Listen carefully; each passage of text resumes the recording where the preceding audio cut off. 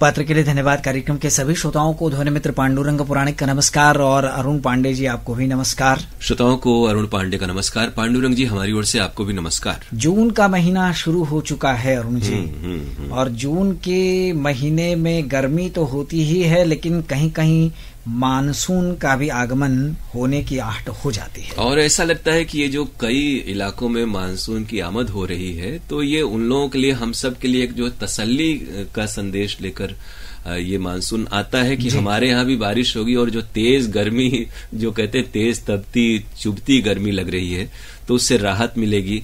तो फिलहाल तो गर्मी बहुत तेज है और हम सबको बारिश का यानी मानसून का इंतजार है।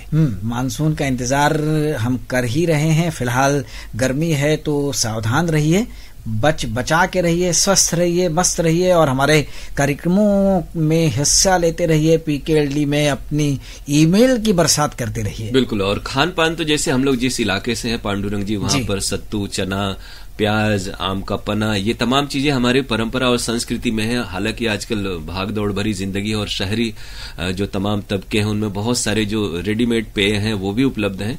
लेकिन अगर हम थोड़ा सा परंपरा से, जमीन से जुड़े रहें, तो जो पारंपरिक हमारी चीजें हैं, जो उपाय हैं, जैसे कि बाहर निकलते समय गमछे से सर को ढक कर रखिए और सत्तू का उपयोग करिए, ठंडे पानी का ज्यादा इस्तेमाल न करके सामान्य पानी हम पिए, घड़े का इस्तेमाल करें।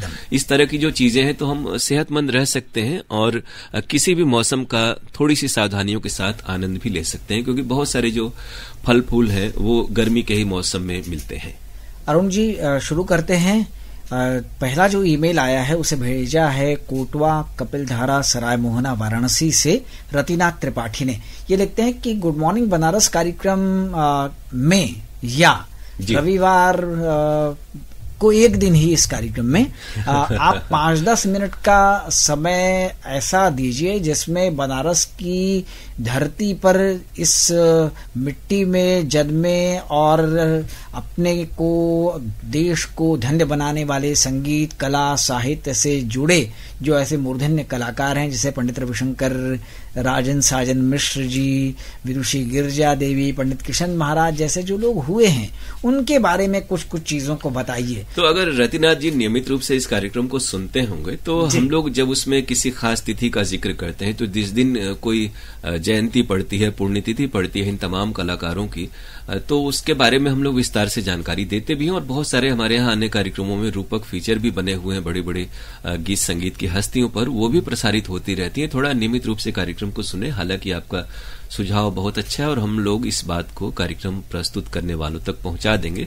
लेकिन वो जैसे हम लोग भी प्रोग्राम को सुनते हैं, बहुत सारी ऐसी जानकारियां कार्यक्रम में रहती हैं पांडुरंग जी। जी, तो वही इनका कहना है कि जो महान समाज सेवी हुए हैं, महान विभूतियां हुई हैं, उनको आप स्थान देंगे तो कार्यक्रम और रोचक होगा। बिल्कुल। और आपकी सलाह बहुत अच्छी है। हम लोग इस बात पर गौर करेंगे कि जैसे गीत संगीत के अलावा भी जो समाज सुधार आंदोलन था, स्वाधीनता का दौर था, और बहुत सारे लेखक, कवि, पत्रकार और ऋषि मुनि बनारस की जमीन से सदियों से जुड़े रहे हैं और एक बड़ी लंबी परंपरा है बनारस की, तो उन सब के बारे में यथा समय हम आपको मौके पर, अवसर पर जानकारी देते रहे।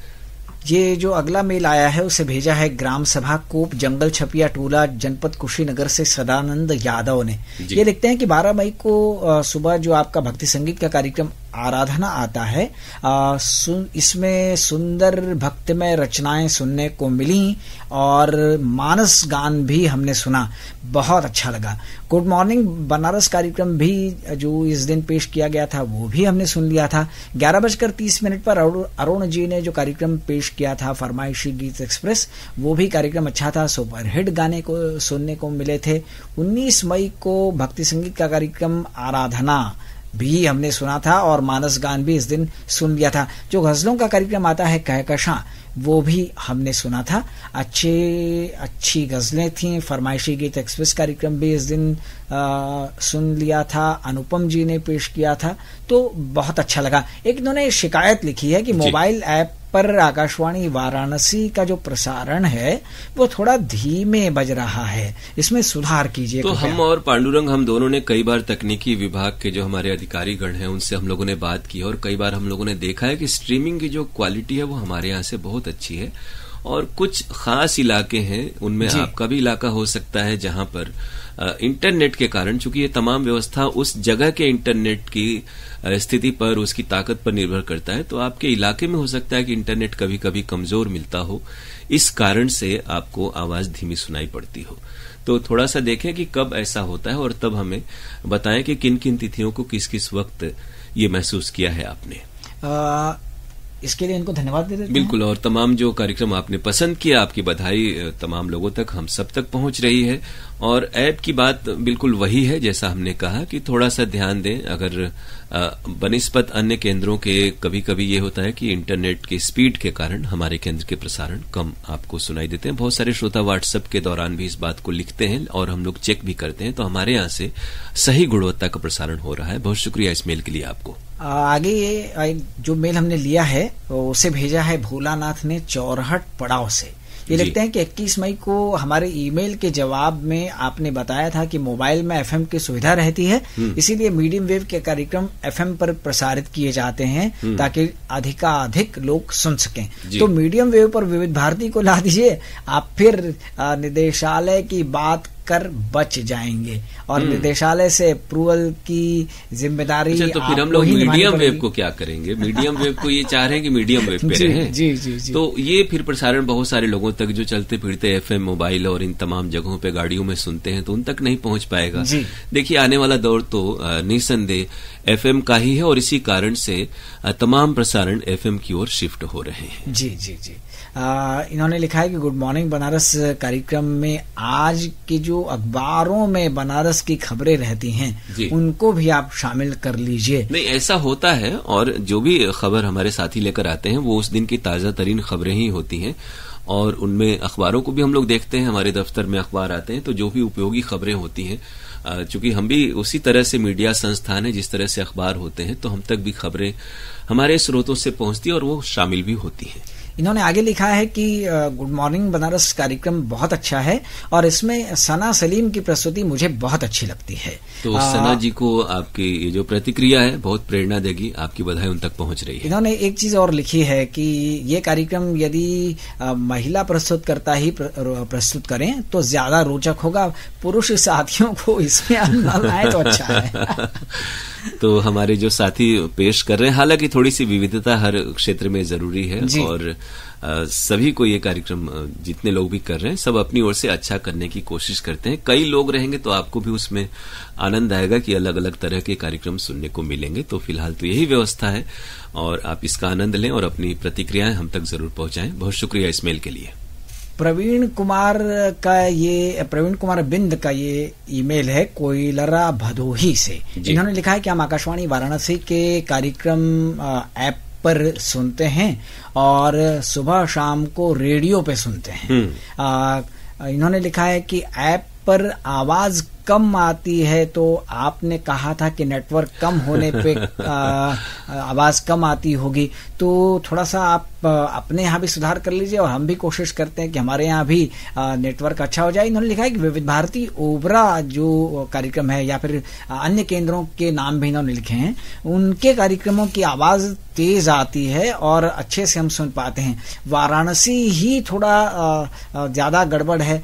क्या वाराणसी के श्रवण के दौरान ही हम लोगों का नेटवर्क गड़बड़ हो जाता है या वाराणसी क्या प्रसारण गड़बड़ है? पॉइंट को पकड़ा है। एक चीज आपको कहें, जो नई बात आपको हम बताते हैं कि हमारे यहाँ जो डेसिबल यूनिट जो मीटर होता है जिससे आउटपुट है, तो उसमें आप लोग घर में भी जो टेप रिकॉर्डर, रिकॉर्ड प्लेयर या इस तरह के जो म्यूजिक सिस्टम होते हैं, तो उसमें आपको एक दिखाता है कि कहाँ पीली लाइन है, हरी लाइन है और उसके बाद लाल हो जाती है। तो बहुत ज्यादा बूस्ट करने से जो पावर है या तेज आवाज में डालने से तो आपकी आवाज के खराब होने, डिस्टॉर्टेड होने का यानी आवाज फटने का डर होता है। तो हम लोग उससे बचते हैं और हम लोग ऐसे उसमें इस मात्रा में प्रसारण करते हैं कि आपको सुमधुर प्रसारण हमारा मिले। बहरहाल एक बार फिर से हम लोग इस बात पर तकनीकी विभाग से चर्चा कर लेंगे। गुड मॉर्निंग बनारस, युवाणी, हेलो, फोन इन फरमाइश, व्हाट्सएप वाला कार्यक्रम और PKLD, जय भारती, आरोग्यम, ये सब कार्यक्रम मुझे बहुत अच्छे लगते हैं। तो आपकी बधाई पांडुरंग जी तक रूबरू पहुंच रहे और बहुत सारे साथियों तक भी इसी प्रकार कार्यक्रम सुनते रहें और अपनी प्रतिक्रियाएं हम तक पहुंचाते रहें। ये जो संदेश आया है ईमेल पर। अजीत नागर का है, मलोट पंजाब से। इन्होंने लिखा है कि हमारे साथ छिंदर सिंह छिंदा हैं, सतनाम कौर हैं और साथी हैं। आपके यहाँ से जो भी कार्यक्रम प्रसारित होते हैं, और मुझे सबसे ज्यादा अच्छे कार्यक्रम गानों वाले लगते हैं, तो ऐसे ही कार्यक्रम आप प्रसारित करते रहिए। बहुत बहुत धन्यवाद। तो बहुत बहुत धन्यवाद इस मेल के लिए। हालांकि हम भी ये कहते हैं कि जीवन में गीत के अलावा भी बाकी चीजों का महत्व है, तो आप जो गीत संगीत के कार्यक्रमों का आनंद लेते हैं, आपकी फरमाइशें आती हैं व्हाट्सएप में, हमें लगता है और हमें याद आ रहा है। तो बाकी जो कार्यक्रम है फिल्म संगीत के अलावा वो भी सुने और जरूर बताएं कि उन कार्यक्रमों से क्या लाभ मिला आपको, क्योंकि जीवन में और भी चीजों का महत्व है और उनके बारे में हम बहुत सारे कार्यक्रम करते हैं जो आपको उपयोगी साबित होंगे। इस मेल के लिए शुक्रिया हम आपको कह रहे हैं। दिलशाद हुसैन फातिमा सोगरा मुबारकपुर ऊंची तकिया आजमगढ़ से ये मेल हमें भेज रहे हैं। इन्होंने लिखा है कि आकाशवाणी वाराणसी केंद्र के सभी लोग कुशल होंगे। आजकल आपका प्रसारण रोजाना नहीं सुन पाते हैं क्योंकि मेरी थोड़ी तबीयत ठीक नहीं है। दिनांक 17 मई के कार्यक्रम हमने सुने जिसमें गृहलक्ष्मी के अंतर्गत जो प्रसारित थी उच्च रक्तचाप कारण लक्षण और उपचार, बहुत ही अच्छी लगी। डॉक्टर वीरेंद्र बहादुर सिंह से पूर्णिमा सिंह की बातचीत थी, उनको हार्दिक बधाई। 21 मई को गुड मॉर्निंग बनारस पूजा सिंह ने पेश किया था, अच्छा लगा। और लोकरंग कार्यक्रम भी हमने सुना, वो भी कार्यक्रम अच्छा था। लोकगीत भी बहुत अच्छे थे। पत्र के लिए धन्यवाद। तो हम सुनते ही हैं, तो वो हमारा पसंदीदा कार्यक्रम है, और जब आप हमारे पत्र को शामिल कर लेते हैं तब और भी पसंदीदा हो जाता है। 22 मई को इन्होंने ईमेल फरमाइश कार्यक्रम सुना जो हमने पेश किया था, सभी गीत अच्छे थे, श्रोताओं का मनोरंजन हुआ। और इसी दिन ललिता ने गुड मॉर्निंग कार्यक्रम पेश किया था, अच्छी प्रस्तुति थी। 23 मई को फरमाइशी कार्यक्रम जो पांडुरंग जी ने पेश किया था, और अच्छे कार्यक्रम अरुण जी भी पेश करते हैं। तो सब मन भावन कार्यक्रम प्रसारित करने के लिए आप सबका कोई जवाब नहीं। तो हम आपको जवाब ये देंगे कि पहले तो आप अपनी सेहत का ख्याल रखें, और अगर गर्मी के चलते ऐसा है तो हम लोगों ने तमाम बातें जो बताई हैं उनका ख्याल रखें, और आप शीघ्र स्वस्थ हों और तमाम कार्यक्रम पहले की तरह सुने। और जिन कार्यक्रमों की आपने तारीफ की, हम तमाम साथियों की ओर से आपको बहुत बहुत शुक्रिया कह रहे हैं। कार्यक्रम सुनते रहें और हमसे जुड़े रहें, अपनी बातें हम तक इसी तरह से पहुंचाते रहें। जमानिया गाजीपुर के सुरेश जायसवाल, उर्मिला, दीपक और स्वाति जायसवाल ने ये मेल भेजा है। इन्होंने लिखा है कि 19 मई को अनुपम गुप्ता ने फरमाइशी गीत एक्सप्रेस कार्यक्रम पेश किया था जो हम लोगों को बहुत अच्छा लगा। अनुपम जी के कार्यक्रम पेश करने का अंदाज हम सबको अच्छा लगता है, बधाई बहुत बहुत। 26 मई को सना सलीम ने गुड मॉर्निंग कार्यक्रम पेश किया था जो बहुत सारी जानकारियां दे गया, सना जी को बधाई। और सना जी की द्वारा प्रस्तुत कहकशा कार्यक्रम भी दिल को छू गया, एक एक गजलें दिल की गहराई में उतर गईं। हमारी ओर से बहुत बधाई। इसी दिन रात को सना जी ने ही गीतांजलि कार्यक्रम पेश किया था, इसके लिए भी हम उनको धन्यवाद देना चाहेंगे। 28 मई को स्वास्थ्य में विजयते कार्यक्रम में डॉक्टर नीरज खन्ना जी से पांडुरंग जी की बातचीत ज्ञानवर्धक लगी। डॉक्टर साहब द्वारा दी गई जानकारी हम लोगों के लिए बहुत ही उपयोगी है, इसके लिए डॉक्टर साहब को और पांडुरंग जी को भी बधाई। तो पांडुरंग जी तक तो बधाई पहुंच रही है, और डॉक्टर साहब की तो बात ही क्या कहने, उनका कार्यक्रम बिल्कुल रिकॉर्ड कड़ियां उसकी चल रही हैं और बहुत ही अच्छे कार्यक्रम उनके होते हैं और श्रोता पसंद करते हैं। और सना जी की तमाम प्रस्तुतियां आपको पसंद आई, उन तक आपकी बधाई, ये जो बहुत बहुत बधाई है वो बहुत बहुत तादाद में पहुंच रही है, उनकी ओर से भी हम आपको शुक्रिया कह रहे हैं। परसा टोला अंबागढ़ चौकी छत्तीसगढ़ के श्रोता ओम प्रकाश मसिया, सिलोचनी मसिया, खुमेंद्र और तुषारणी ने ये मेल हमेशा की तरह हमें भेजा है और बड़े विस्तार से इन्होंने सारी चीजें लिखी हैं। 19 मई को गृहलक्ष्मी कार्यक्रम सिम्मी और सोनी ने पेश किया था। सड़क सुरक्षा सप्ताह के बारे में बहुत अच्छी जानकारी दी गई थी। कहानी गेस्ट रूम को पेश किया था रंजना जायसवाल ने, इस कहानी से भी बहुत अच्छी सीख मिली। सावित्रीबाई फुले के बारे में विस्तार से जानकारी दी गई थी। गर्मी से बचने के बारे में भी हम सबको बताया गया था, और बरसात में ज्यादा पेड़ पौधे लगाकर हरियाली बनाएं ये भी बताया गया था, और ये सब चीजें बहुत ही उपयोगी हैं। तो बहुत अच्छी बात है कि बारिश का मौसम आने वाला है, और पर्यावरण का, वृक्षों का, पौधों का हमारे जीवन में कितनी अहमियत है, इस बात को आपने इंगित किया और कार्यक्रम को पसंद किया, तो हम सब कमर कस लें, तैयारी कर लें कि इस बारिश में हमें वृक्षारोपण, पौधरोपण अवश्य करना है और जो भी पौधे हम लगाते हैं उनकी देख रेख भी करनी है, उन्हें बड़ा करना है, ये जिम्मेदारी भी हमें निभाना है। लोक संगीत के कार्यक्रम में अमरजीत यादव के गाए लोकगीत सुनने को मिले।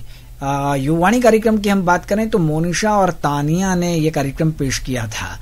बहुत ही अच्छा कार्यक्रम था। बहुत अच्छी अच्छी बातें बताई गई। Question of the day, you diary, इतिहास में आज का दिन, रोजगार सूचना की जानकारी दी गई और सड़क पर चलने में किन किन बातों का हमको ध्यान रखना होता है उस बारे में भी बताया गया। अच्छी प्रस्तुति के लिए आकाशवाणी परिवार को दिल से धन्यवाद। तो बहुत बहुत धन्यवाद हम आपको कह रहे हैं। खासतौर से युवाणी कार्यक्रम में तो एक अरसे से हमारे पास कंपेयर्स नहीं थे और नई पौध आई है कंपेयर्स की और उनकी प्रस्तुतियां आपको भा रही हैं। बहुत सारे अन्य कार्यक्रम भी हो रहे हैं कैंपस से या फिर यूथ जंक्शन की तरह से फोन इन कार्यक्रम है, तो उनमें भी जो युवा साथी हैं आसपास जो पढ़ रहे हैं, तैयारी कर रहे हैं, उनसे हम कहेंगे और आप भी कहें कि उन लोगों को इस कार्यक्रम में जरूर भाग लेना चाहिए और युवा जो हमारे प्रस्तोता हैं उन तक आपकी ये बधाई पहुंच रही है और उन्हें बहुत ही प्रेरणा मिलेगी और भी बेहतर कार्यक्रम लेकर आएंगे आपके लिए। बहुत शुक्रिया इस मेल के लिए। गढ़नुखा लालगंज रोहतास बिहार के राजकिशोर सिंह चौहान बड़क सिंह चौहान का मेल है। इन्होंने लिखा है कि 7 मई को आज इतवार है। कार्यक्रम में जो झलकी आज नकद कल उधार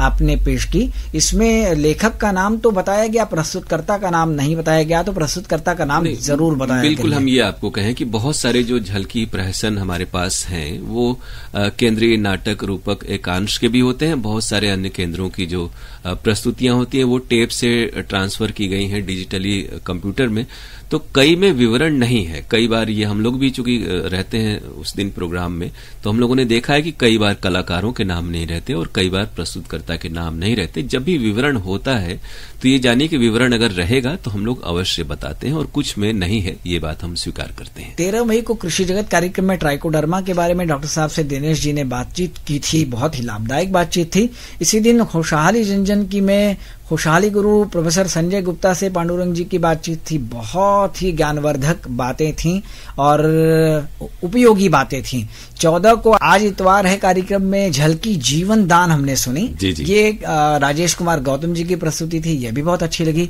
15 को कृषि जगत में चर्म रोग विशेषज्ञ श्री प्रसाद गुप्ता से डॉक्टर मुकुल जी की बातचीत और इसमें दिनेश जी भी शामिल थे, बहुत ही अच्छी लगी। 20 मई को कृषि जगत में लोक भाषा कवि गोष्ठी हुई थी। अवधेश सिंह, डॉक्टर कमलेश राय, मोर ध्वज और राम समूह जी की कविताएं थी, बहुत अच्छी लगी। कोटि कोटि धन्यवाद। गुड मॉर्निंग बनारस कार्यक्रम हमारे लिए बहुत ही ज्ञान देने वाला कार्यक्रम है, तो ये जारी रखा जाए। इन्होंने लिखा है कि मैंने एक नाटक सुना था, अनचाहे दुख, वो नाटक आपके केंद्र से ही प्रसारित हुआ था, जिसे मैं दोबारा सुनना चाहता हूँ। तो आपकी ये जो फरमाइश है वो हम लोग अनुभाग तक पहुंचा देंगे और शीघ्र ही आपको ये नाटक भी सुनने को मिलेगा। बहुत सारे कार्यक्रमों की आपने तारीफ की, हम आपको शुक्रिया कह रहे हैं। इसी प्रकार आप कार्यक्रम सुनते रहें और अपनी प्रतिक्रियाएं हम तक पहुंचाएं। आप स्वस्थ प्रसन्न रहें, ये भी हमारी कामना है। तो अब अरुण जी कार्यक्रम का समय समाप्त होने वाला है। हम जल्दी से पता बता देते हैं। pkldair@gmail.com पर आप हमें ईमेल भेज सकते हैं, पत्र भी आप भेज सकते हैं। लेकिन पत्र श्रोता भेजते नहीं, हालांकि पता हम उन्हें बता दे रहे हैं। पत्र के लिए धन्यवाद। कार्यक्रम द्वारा केंद्र निदेशक आकाशवाणी महमूरगंज वाराणसी। कोई बाध्यता नहीं है, आप ईमेल को भी प्राथमिकता लेते हुए भेज सकते हैं, क्योंकि उसमें आपको तकलीफ कम सहनी पड़ेगी और इंस्टेंट आपकी बातें हम तक पहुंच जाती हैं। तो अब श्रोताओं से विदा लेते हैं और कहते हैं नमस्कार।